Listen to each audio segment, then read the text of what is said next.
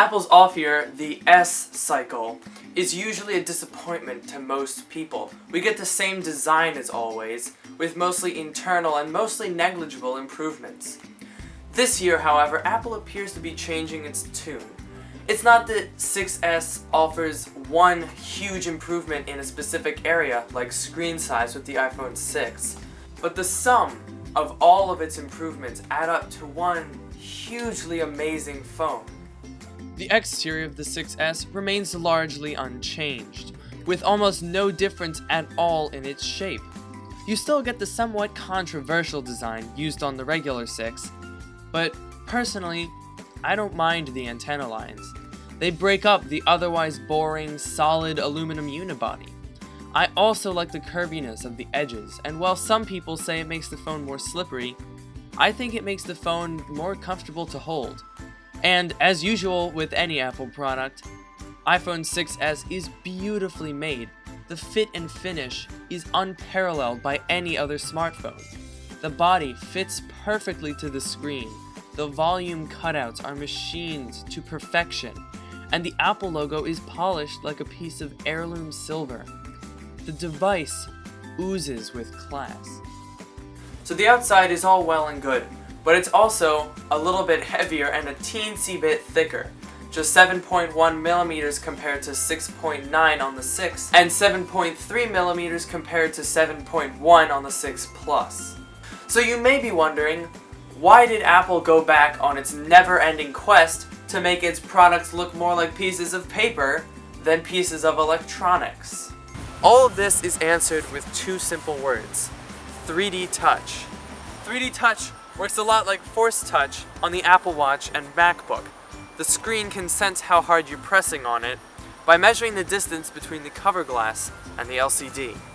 It's all rather complicated, involving a vibrating thing that is super fast and quite a lot of maths, but the long and the short of it is, with 3D Touch, Apple has added a whole new dimension to the iPhone.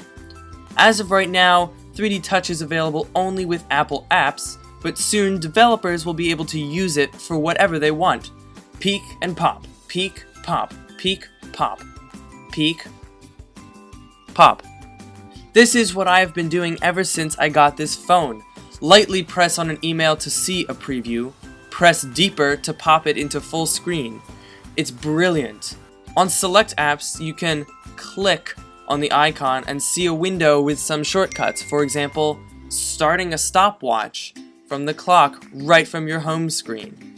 This seems less useful now with only Apple apps supported, but if I can use them to go directly to certain parts within my third-party applications without having to dig around to find them, I find it very useful. iPhone 6's major complaints were about its camera lacking some features that many people had wanted for years. Mainly, 4K video and more megapixels. Well, iPhone 6S is an answer to these prayers, with the new 12-megapixel 4K beast of a camera that you get. I'm sitting here in the studio being filmed in 4K, and the footage looks beautiful, but every minute, 375 megabytes of my precious storage is being used up by footage of me. So the 4K may be gorgeous, but it's hard to justify all that storage space. I personally recommend turning off 4K if you are like most people and you like to take videos of cats. But if you're like me and you like cinematic videos or artistic whatever it is that people do these days, you can leave it on. Just be conscious of that 375 megabytes a minute before you film Romeo and Juliet in 4K. Live photos are kinda neat. When I swipe between my photos, I get this fun little GIF just showing me a few of the milliseconds leading up to the picture that I took. If I 3D touch on the image, I get a lovely 3-second GIF of the moments leading up to and following the picture. It is a little annoying though because you end up with a lot of live photos of you putting your phone away. Live photos are a bit of a gimmick, enough said.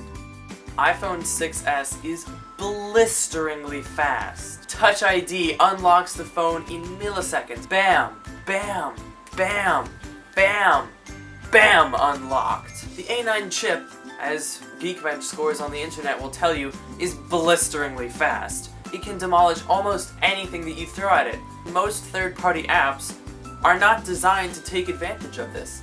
They're designed to work with everything from a 6S to a 4S.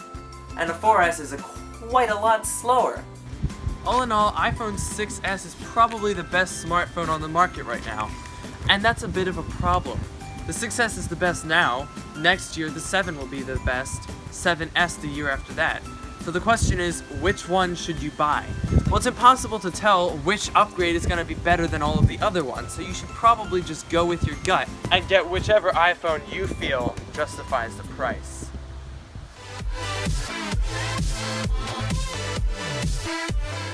Check behind the scenes. We have our whole script right here. There it is. Look at that, Folks. that's fun. It's gonna be huge! Huge! Donald Trump, huge! That's what this is.